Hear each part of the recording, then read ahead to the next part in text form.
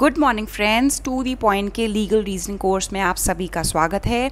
I welcome you all to the legal reasoning course by to the point. As you all know that we all are studying legal reasoning that is being asked in various law entrance exams like SLAT, CLAT, AILET. So ये जो legal reasoning का part है कहाँ आता है? CLAT में आता है, SLAT और various जो law entrance exams हैं उसमें ये लीगल रीजनिंग का पार्ट पूछा जाता है एंड मेजॉरिटी पोर्शन इसमें से आता है. हम कुछ टाइम से हम कॉन्स्टिट्यूशन के बारे में डिस्कस कर रहे थे और जो हमारा लास्ट वीडियो था उसमें हमने डिस्कस किया था अमेंडमेंट टू द कॉन्स्टिट्यूशन और कौन से इम्पॉर्टेंट अमेंडमेंट्स हुए हैं आज तक कॉन्स्टिट्यूशन में आफ्टर द इंडिपेंडेंस. तो वहाँ हमने सबसे पहले पढ़ा था कि क्या कॉन्स्टिट्यूशन को अमेंड किया जा सकता है. तो जी हाँ, कॉन्स्टिट्यूशन को बिल्कुल अमेंड किया जा सकता है. और कैसे अमेंड किया जा सकता है हमने 3 तरीके पढ़े थे. फर्स्ट होता है बाय सिंपल मेजॉरिटी और जो ये अमेंडमेंट्स होते हैं ये आर्टिकल 368 के परव्यू में नहीं आते. फिर हमने पढ़ा था कि कुछ अमेंडमेंट्स ऐसे होते हैं कॉन्स्टिट्यूशन के जो स्पेशल मेजॉरिटी से होते हैं. और थर्ड जो हमने पढ़ा था वो ये था कि स्पेशल मेजॉरिटी चाहिए प्लस रैटिफिकेशन बाय स्टेट्स भी चाहिए. और ये वाले कौन से अमेंडमेंट्स होते हैं जहाँ पे कुछ भी जो अमेंडमेंट है federal structure of the country से रिलेटेड है. मतलब कोई ऐसा अमेंडमेंट जो स्टेट्स को भी स्टेट्स पे भी इफ़ेक्ट डाल रहा हो. जो हमारे इंडिया में स्टेट्स बनी हुई हैं जो फेडरल स्ट्रक्चर का पार्ट है उस पे भी अगर कोई ऐसा अमेंडमेंट है जो इफ़ेक्ट करता है तो हमको कैसे उस अमेंडमेंट को पास कराना होगा with ratification from the states also. So ये सब हमने पढ़ा था. उसके बाद हमने कुछ जो इम्पॉर्टेंट कॉन्स्टिट्यूशनल अमेंडमेंट्स हैं वो पढ़े थे. लेकिन थ्रू आउट हम एक बार डिस्कस करते आए थे कि जब भी कोई कॉन्स्टिट्यूशनल अमेंडमेंट होता है so it should not surpass और violate the basic structure of the Indian constitution. अब ये basic structure of the Indian constitution क्या है हम थ्रू आउट सुनते रहे जो प्रीवियस 2 लेक्चर्स हैं, लेकिन आज हम डिटेल में पढ़ेंगे कि what constitutes the basic structure of Indian constitution. So basic structure is nothing but certain essential features of the constitution that forms the very basis of it. So friends, constitution के कुछ ऐसे features हैं जिनको basic structure की category में डाल दिया गया है. अब वो कैसे डाला गया, क्यों डाला गया, वो पूरी हम टाइमलाइन पढ़ेंगे with case studies. But as of now आपको क्या समझना है कि कुछ ऐसे फीचर्स हैं हमारे कॉन्स्टिट्यूशन में जो कि बेसिक स्ट्रक्चर कहलाते हैं. और कोई सा भी कॉन्स्टिट्यूशनल अमेंडमेंट या कोई सा भी ऐसा लॉ अगर नया बनाया जाता है बाय पार्लियामेंट या फिर कोई state legislature, it should not violate that basic structure of the constitution. In fact जब कोई कॉन्स्टिट्यूशनल अमेंडमेंट किया जाता है तो वो इस मद्देनज़र रखते हुए किया जाना चाहिए कि that it should not violet the basic structure. जो बेसिक स्ट्रक्चर में फीचर्स दिए गए हैं ना उसको वायलेट नहीं करना चाहिए. वो फीचर्स बिल्कुल इंटैक्ट रहने चाहिए, उनको वो कहीं भी नेगेटिवली इफेक्ट नहीं करना चाहिए. सो if this gets altered by the parliament then the identity of the constitution will be lost in the process. So friends, इसको अपन एक अलग एग्जाम्पल से समझते हैं. मान लीजिए एक गाड़ी है, उसके कुछ एसेंशियल फीचर्स होते हैं कि उसकी 4 पहिए होते हैं, एक स्टीयरिंग होता है, क्लच प्लेट होती है, ब्रेक होता है, उसमें there is a gear box inside it, उसमें रेयर ग्लास होता है, फ्रंट ग्लास होता है. कुछ ऐसे सर्टेन फीचर्स हैं. अब इनमें से कोई भी फीचर निकाल लें, फॉर एग्जाम्पल 4 पहिए की जगह 2 पहिए कर दें, तो क्या वो एक कार कहलाई जाएगी? नहीं, क्योंकि शुरू से जो हमने कार देखी हैं उसके कुछ सर्टेन असेंशियल फीचर्स हैं, तभी उसको एक 4 व्हीलर कहा जाएगा. फॉर एग्जांपल 4 व्हील्स, अगर उसमें से 2 व्हील्स निकाल दीजिए तो क्या वो 4 व्हीलर की कैटेगरी में आएगा? नहीं आएगा ना, वो तो 2 व्हीलर बन जाएगा. सो इसलिए हर एक चीज़, जैसे कि अब आप है, आपके भी कोई सर्टेन असेंशियल फीचर्स होंगे, कैरेक्टरिस्टिक्स होंगे आपके नेचर के. अगर हम उसको ही मोल्ड कर दें तो आप अपनी शख्सियत, जो आपके कैरेक्टरिस्टिक्स हैं, जो जिसके लिए आप जाने जाते हैं, वो ख़त्म हो जाएगा, वो चेंज हो जाएगा. आप वो इंसान नहीं रहेंगे अगर आपके बेसिक फीचर्स को ही आपसे बदल दिया जाए.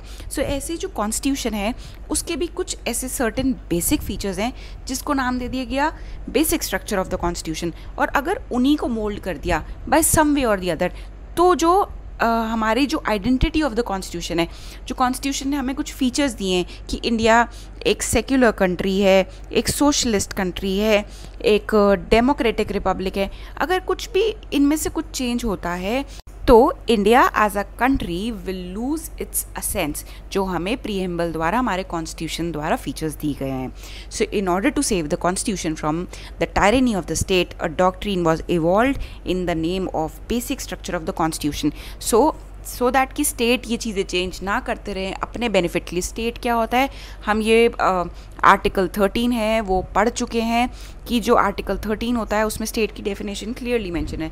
तो स्टेट में क्या आता है, for example parliament, state legislature, other local authorities and bodies जो कि किसी लेजिस्लेचर या एनैक्टमेंट द्वारा एग्जिस्टेंस में आई है, कॉन्स्टिट्यूशन द्वारा एग्जिस्टेंस में आई है. सो वो सब स्टेट की कैटेगरी में आएंगे. सो दैट स्टेट जो अमेंडमेंट्स करते हैं कॉन्स्टिट्यूशन में उसको अपने फेवर में यूज़ ना करें, तो इसलिए कुछ फीचर्स को बेसिक फीचर्स की कैटेगरी में डाल दिया गया है and that forms the basic structure of the constitution. और जो ये बेसिक स्ट्रक्चर का जो डॉक्ट्रीन है ये कहाँ पे निकल के आया था, landmark judgment that was passed in 1973 by the name of Kesavananda Bharati versus state of Kerala. Throughout friends, एक बात आज आप गांठ बांध लीजिए, जब तक आप लॉयर बन नहीं जाते, लॉयर बन जाते हैं, एज अ लॉयर प्रैक्टिस कर रहे हैं, रिटायर हो जाते हैं, this is something which you can't afford to forget कि जो ये basic structure of the constitution है कौन से जजमेंट से इवॉल्व हुआ था, that is Kesavananda Bharati versus state of Kerala. ये आप थ्रू आउट अगले जब आपका सिलेक्शन हो जाएगा एक बढ़िया से कॉलेज में जहाँ आप चाहते हैं, वहाँ आप शायद पाँचों के पाँचों साल इसको अलग अलग डायमेंशन से पढ़ेंगे. ये इतना इम्पॉर्टेंट जजमेंट है जो कि पास किया गया था 1973 में. तो ये हमने पढ़ा कि व्हाट इज़ बेसिक स्ट्रक्चर. अब देखते हैं कि ये इवॉल्व कैसे हुआ था. तो यहाँ इसकी टाइमलाइन दी गई है कि किस तरीके से बेसिक स्ट्रक्चर का जो कॉन्सेप्ट है वो इवॉल्व हुआ था. सबसे पहले फर्स्ट कॉन्स्टिट्यूशनल अमेंडमेंट आया, तो फिर जब इस कॉन्स्टिट्यूशनल अमेंडमेंट को सुप्रीम कोर्ट में चैलेंज किया गया under the case Shankari Prasad versus Union of India. फिर उसके बाद 17th अमेंडमेंट आया, फिर उसके बाद गोलकनाथ केस आया, फिर उसको चैलेंज किया गया और इस तरीके से फिर उसके रिटालिएशन में Indira Gandhi government 24th amendment लेके आई एंड देन आया Kesavananda Bharati versus state of Kerala. ये अब हम डिटेल में पढ़ने वाले हैं. आपको बिल्कुल भी टेंशन लेने की ज़रूरत नहीं है कि मैम ने तो ये ऊपर ऊपर से पढ़ा दिया हो गया, नहीं. एक एक चीज़ को अब हम डिटेल में पढ़ेंगे ताकि आपको ये बिल्कुल अच्छे से क्लियर हो जाए. So starting with the first constitutional amendment. तो देखिए फ्रेंड्स, ऐसा हुआ था, इंडिपेंडेंस मिल गई हमको, हमारा जो कॉन्स्टिट्यूशन है वो एग्जिस्टेंस में आया and it was applied with effect from 26 जनवरी 1950. सबको पता है ये हमारा रिपब्लिक डे सेलिब्रेट किया जाता है ना. तो अब क्या हुआ, एक साल बाद ही एक प्रॉब्लम आ गई कि पार्लियामेंट ने वहाँ पे एक कॉन्स्टिट्यूशनल अमेंडमेंट पास कर दिया जिसको बोला जाता है फर्स्ट कॉन्स्टिट्यूशनल अमेंडमेंट. भाई कॉन्स्टिट्यूशन बना और इसका जो सबसे पहला जो कॉन्स्टिट्यूशनल अमेंडमेंट था वो क्या था देखते हैं. ये जो कॉन्स्टिट्यूशनल अमेंडमेंट था इसने 2 आर्टिकल्स इंट्रोड्यूस कर दिए हमारे कॉन्स्टिट्यूशन में. सो आपने कॉन्स्टिट्यूशन में देखा होगा आर्टिकल्स होते हैं, राइट. तो यहाँ पे नए आर्टिकल्स डाल दिए गए, अमेंड किया, और 2 आर्टिकल्स थे, article 31A and 31B to it. अब आर्टिकल 31B जो था उसमें क्या आया, 9th शेड्यूल इंट्रोड्यूस किया गया. हमारे शेड्यूल्स होते हैं ना कॉन्स्टिट्यूशन के, 12 शेड्यूल है, तो उस टाइम 8 ही थे. 31B से आया 9th शेड्यूल, और 9th शेड्यूल में बोला गया कि अगर किसी भी लॉ को हम इसके अंडर डाल देते हैं, अगर हम मेंशन कर देते हैं कि this so and so law will be under the 9th schedule, मतलब ये जो लॉ है जो बनाया जा रहा है इसको हम 9th शेड्यूल के अंडर प्लेस कर देते हैं, तो उसको चैलेंज नहीं किया जा सकता कोर्ट में for the violation of fundamental rights as per article 13(2) of the constitution. लेकिन अगर आप साथ साथ आर्टिकल 13(2) जो जहाँ पे लॉ को डिफाइन किया गया है हमारे कॉन्स्टिट्यूशन में, वहाँ लिखा है कि स्टेट्स मतलब जो article 32 states parliament shall not draft any law, any, ठीक है ना, any law which abridges the rights conferred under part 3 and to that extent it shall be void. अब यहाँ पे क्या लिखा है, पार्लियामेंट ऐसा कोई भी any law it will not make जिससे जो फंडामेंटल राइट्स मेंशन्ड है अंडर पार्ट 3 वो जाते हो. अब ये जो एनी लॉ वर्ड दिया गया है ना, अब सारा जो चक्कर, सारी प्रॉब्लम ना इस वर्ड से, या तो वो लोग डिफ़ाइन करते ये एनी लॉ में कौन से लॉ आते हैं, अब ये कॉन्स्टिट्यूशन मेकर्स ने डिफ़ाइन किया नहीं, और ये इसी चीज़ का फ़ायदा उठाया गया फर्स्ट कॉन्स्टिट्यूशनल अमेंडमेंट द्वारा कि बोला गया कि अगर हम कोई लॉ 9th शेड्यूल में डाल देते हैं तो that will not be considered as violation to fundamental rights. ठीक है, अब क्या हुआ, इस कॉन्स्टिट्यूशनल अमेंडमेंट के अगेंस्ट एक पिटिशन फाइल करी गई और वो केस का नाम था Shankari Prasad Singh versus Union of India. इसमें जो हमारे ऑनरेबल सुप्रीम कोर्ट है उन्होंने एक डिसीजन पास किया। उन्होंने बोला the power to amend the constitution including the fundamental rights is conferred under article 368 and the word law as mentioned under article 13(2) does not include any amendment to the constitution। मतलब ये जो any law यहाँ word दिया गया ना, parliament कोई law बनाएगी तो ऐसा लॉ नहीं होना चाहिए जो फंडामेंटल राइट्स को वॉयलेट करे।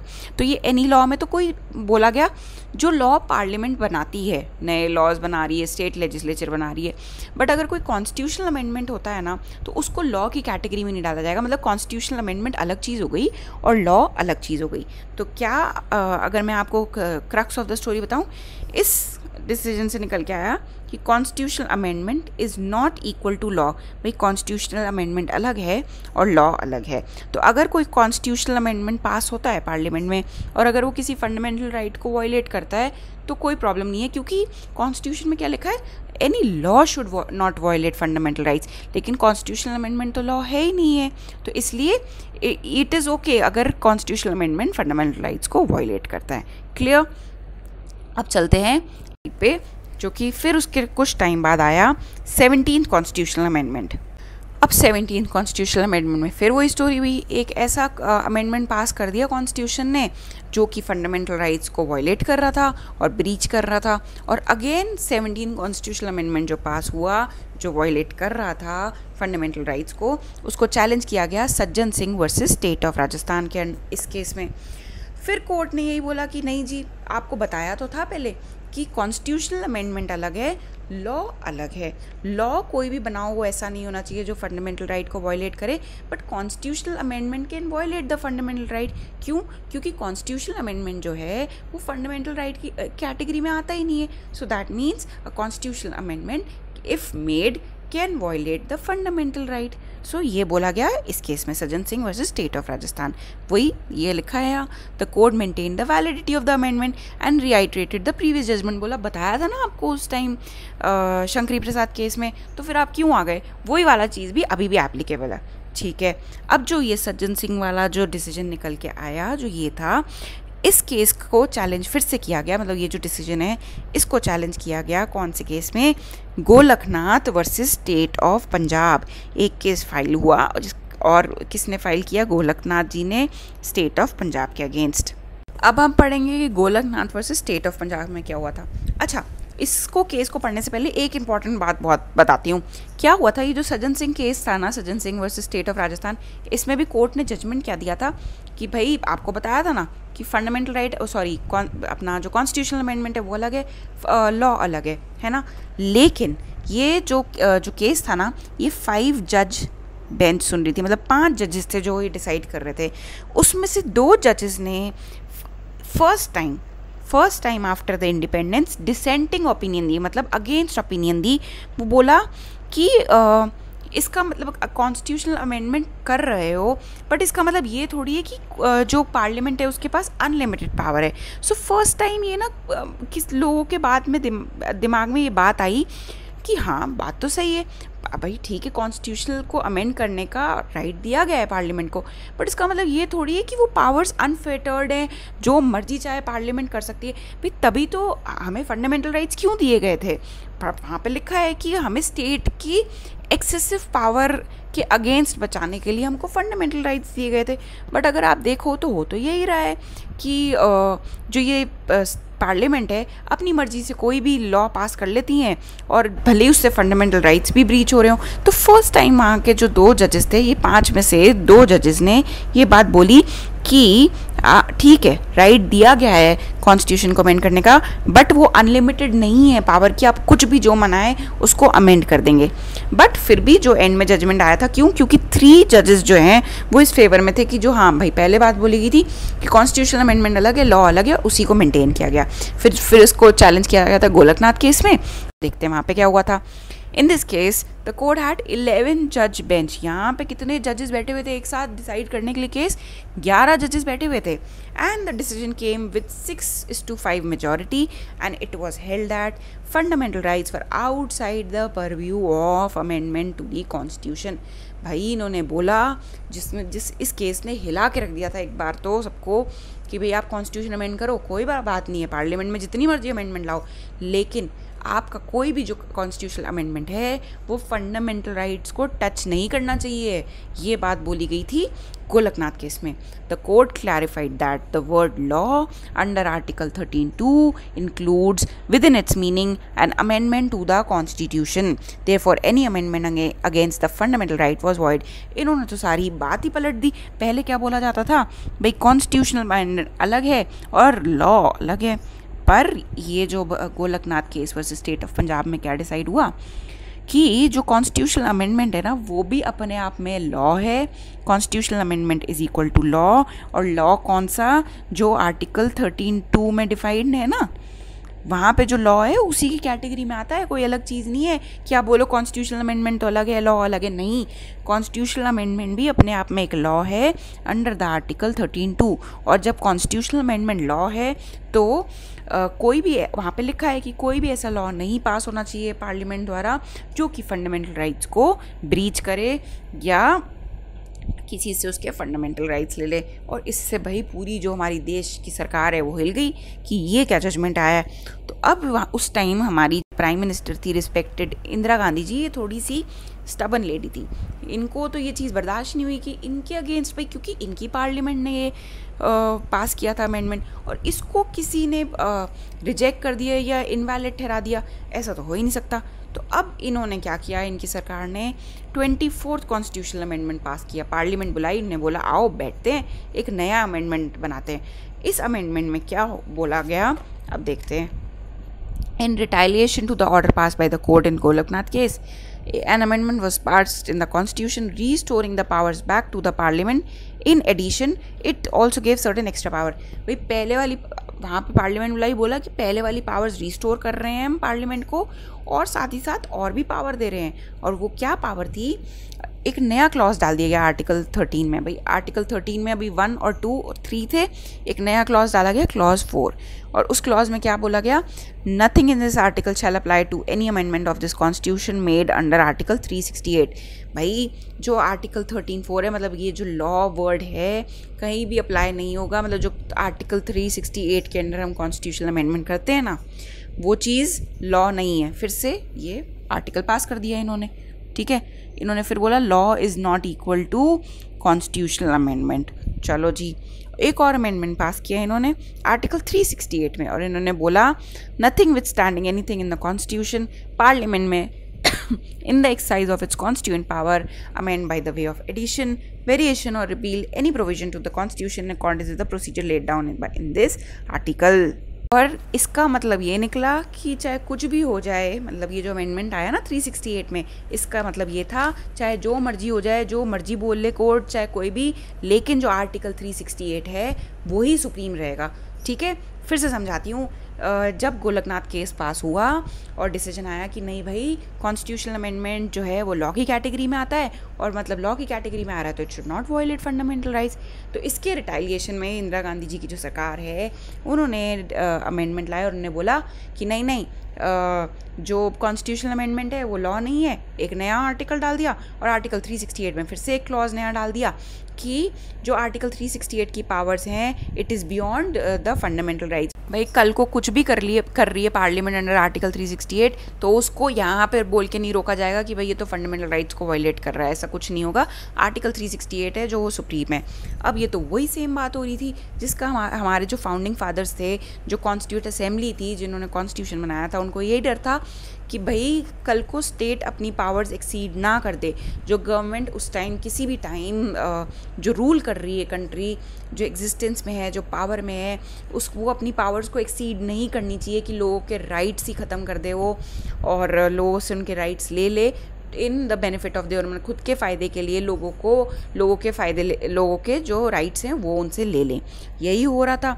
सो जो सुप्रीमेसी थी, ऑटोक्रेसी थी, वो फिर से कहीं ना कहीं आती दिख रही थी with this 24th constitutional amendment.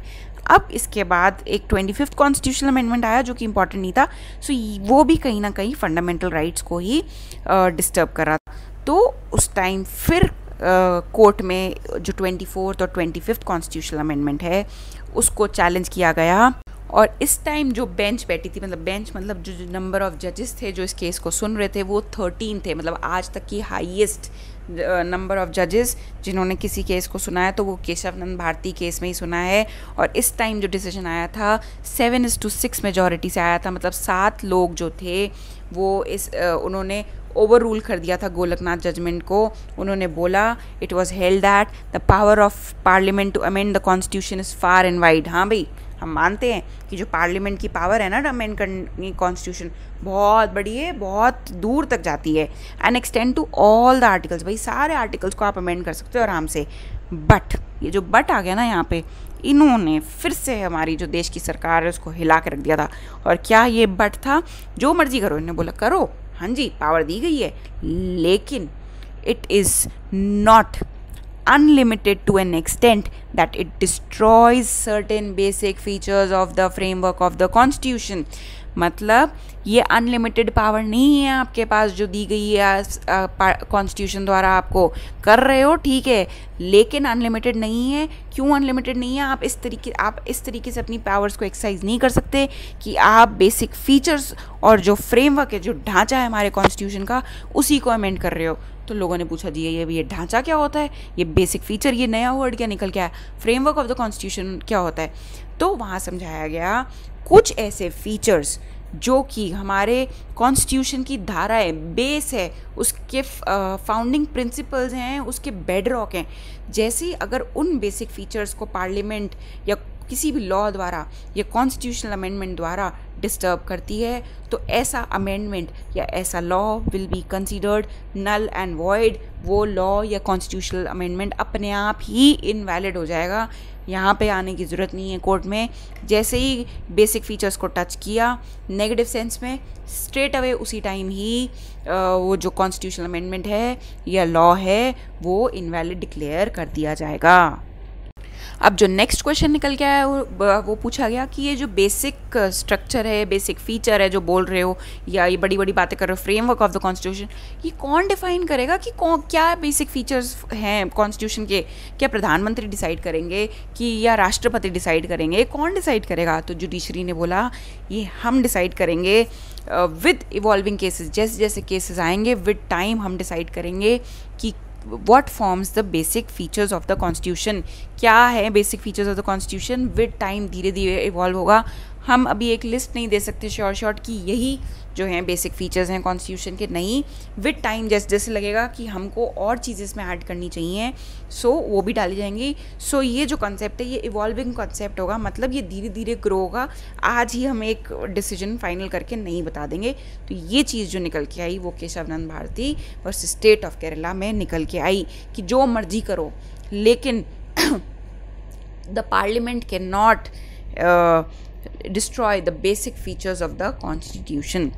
फिर टाइम इन्होंने कुछ बेसिक स्ट्रक्चर जो ये डॉक्ट्रिन निकल के आया उसमें कुछ चीज़ें बताई कि जैसे supremacy of the constitution is the basic feature. भाई चाहे कुछ भी हो जाए, चाहे कोई भी लॉ आ जाए, कोई आपदा आ जाए, लेकिन कॉन्स्टिट्यूशन है जो वो है सुप्रीम रहेगा। कोई गवर्नमेंट, कोई पार्लियामेंट उसको ओवर पावर नहीं कर सकती।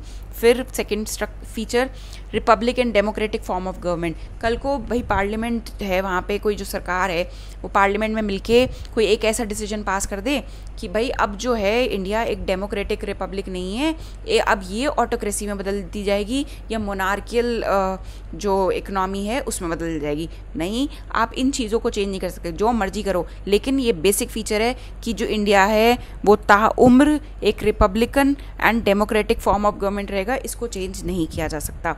Next secular character. कल को पार्लियामेंट में कोई ऐसा लॉ नहीं पास किया जा सकता जिससे स्टेट का कोई रिलीजन डिफाइन हो जाए। इंडिया सेक्युलर था और सेक्युलर ही रहेगा।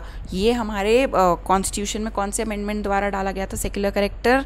पता होना चाहिए आपको 74th अमेंडमेंट द्वारा, ठीक है। Then separation of powers between legislature, executive and judiciary. कल को भाई कोई सरकार आए इंदिरा गांधी से भी पावरफुल और वो बोले कि नहीं ये जुडिशरी क्या है, कोर्ट वोट ये क्या डिसीजन सुनाते रहते, जब देखो जुडिशरी जो है पूरी अबॉलिश कर दो, जो भी सुनवाई होगी केस की हम कर लेंगे, पार्लियामेंट में बुला लिया करना, यहीं डिसाइड होएगा कोई चीज़ सही है कि कोई चीज़ गलत है। सो ऐसा ना हो, कल को लोगों को free and fair right of justice हो, तभी ये चीज़ लिखी गई कि जो सेपरेशन ऑफ पावर है लेजिस्लेचर, एग्जीक्यूटिव एंड जुडिशरी में, वो भी बेसिक स्ट्रक्चर में आएगी। और कोई भी अगर ऐसा लॉ या कानून पास होता है जो कि इस चीज़ को डिस्टर्ब करता है, सेपरेशन ऑफ पावर को, so that will be considered invalid. Next, federal character of the constitution. हमारी जो हमारा देश है क्या है, फेडरल कंट्री है। यहाँ पे सेंटर भी है, स्टेट भी, और लोकल जो अथॉरिटीज़ हैं वो भी है in the forms of panchayat and municipalities. ये federal character of the constitution also forms the basic structure of the Indian constitution. बाद में एक थोड़ी सी और लिस्ट भी दी गई है, it's a very exhaustive list. एक बार जब आपका ये वीडियो ख़त्म हो जाए तो आप प्लीज़ गूगल करके देखिएगा कि कौन से ऐसे और फीचर्स हैं जो कि बेसिक स्ट्रक्चर डॉक्ट्रीन में आते हैं। सो यहाँ पे मैंने आपके रेफरेंस के लिए डाल दिए हैं, जैसे फ्री एंड फेयर इलेक्शन भी बेसिक फीचर है। इसको कोई भी गवर्नमेंट आके कोई भी पार्लियामेंट के अमेंडमेंट द्वारा पार्लियामेंट में लॉ पास करके इसको नहीं ले सकते। रूल ऑफ इक्वालिटी, सब इक्वल हैं, लॉ की नज़र में सब बराबर हैं, कोई जात पात के बेसिस पे भेदभाव नहीं है। जुडिशियल रिव्यू भी आपका हक है।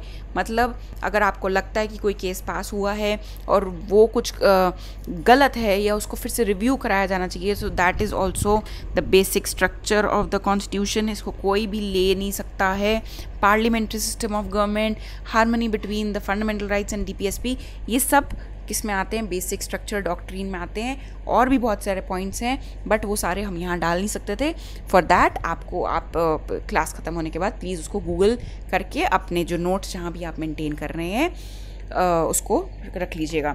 अभी भी स्टोरी ख़त्म नहीं हुई थी। ये जो जैसे हमने देखा ना केशवानंद भारती केस आ गया, इसके बाद भी ये नहीं कि भाई चलो एक बार पास हो गया, हाँ जी गवर्नमेंट मान गई कि ठीक है, अब जो भी हम पार्लियामेंट में लॉ पास करेंगे हम देख लेंगे कि वो जो है अपना जो कॉन्स्टिट्यूशन के बेसिक स्ट्रक्चर को अफेक्ट ना करे और फंडामेंटल राइट्स को अफेक्ट ना करे।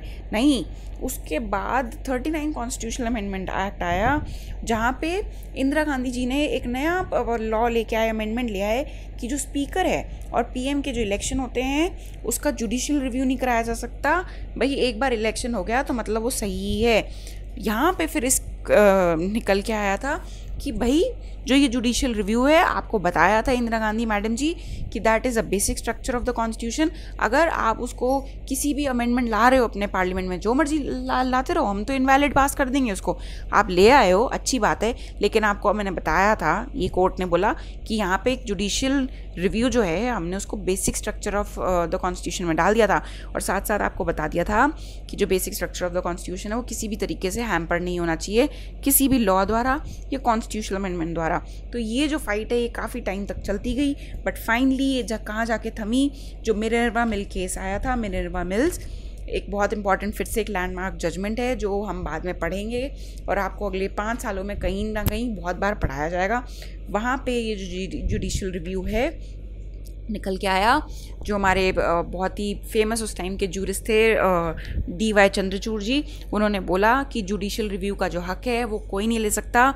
और ये जो PM के इलेक्शंस हैं और स्पीकर के जो इलेक्शंस हैं इनको आउट ऑफ द परव्यू रखा गया था जुडिशियल रिव्यू के। ऐसा कुछ नहीं है, जुडिशियल रिव्यू होगा ही होगा, and that forms the basic structure of the constitution. So friends, I hope आपको क्लियर हो गया हो अब ये पूरा कॉन्सेप्ट। हमने लास्ट 2 वीडियोस में जैसे पढ़ा था कि कॉन्स्टिट्यूशन को सबसे पहले अमेंड कर सकते हैं कि नहीं कर सकते, किन किन तरीक़ों से कर सकते हैं, वहाँ हमने इंपॉर्टेंट कॉन्स्टिट्यूशनल अमेंडमेंट्स पढ़े। और अब हमने पढ़ लिया कि जो कॉन्स्टिट्यूशनल अमेंडमेंट है वो बेसिक स्ट्रक्चर को सरपास नहीं करना चाहिए और बेसिक स्ट्रक्चर होता कैसे है और कैसे इवॉल्व हुआ है। तो ये जो केस लॉज पढ़ाए हैं मैंने, ये आपके आने वाले एग्ज़ाम के हिसाब से भी इम्पॉर्टेंट है। ऐसा नहीं है कि ये नहीं पूछे जाएंगे। ज़रूरी नहीं है कि आपसे इसकी डिटेल्स पूछी जाएंगी, लेकिन हो सकता है आपसे जो लीगल जीके है वहाँ पे पूछ लिया जाए कि जो केशव नंद भारती केस है उसमें से कौन से प्रिंसिपल्स निकल के आए थे, या फिर जो गोलकनाथ केस है उसमें क्या प्रिंसिपल आया था। सो ऐसे कुछ भी क्वेश्चन लीगल जीके में पूछा जा सकता है। सो ये सब जो चीज़ें हैं ये बिल्कुल आपके टिप्स पे होने चाहिए। And with this friends I would like to wind up the video for the day. Stay home and fit. Thank you so much for your patience listening.